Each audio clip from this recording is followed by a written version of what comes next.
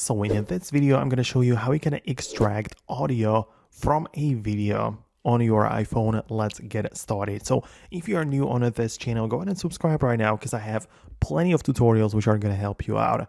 So there are two options on how you can do this. At first, we can use the Siri Shortcuts application.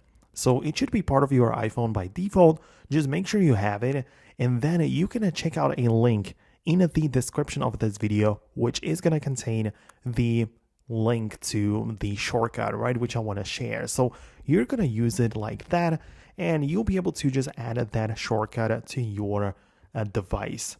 Once you have it, you can just run it like by clicking on it as usual. This will make the page or a window with the video selection to appear. So you click on a video like that, and you will then just confirm with these steps, right? You allow the necessary permissions and whatnot, and you will end up with a finished or separated audio like that, and you will basically just save it as somewhere on your iPhone, right? So it's actually very useful in that sense because you can just separate it like this and end up with a separate audio. So that's basically very useful. So this is how we can do this.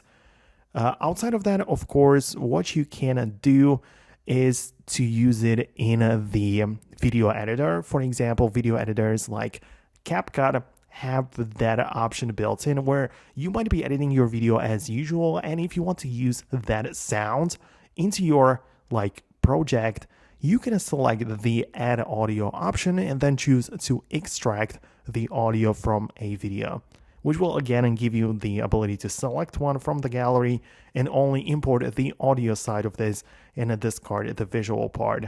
So these are the two options. Let me know if it worked for you. Most definitely subscribe for tutorials like this one, and I'll catch you in the next video.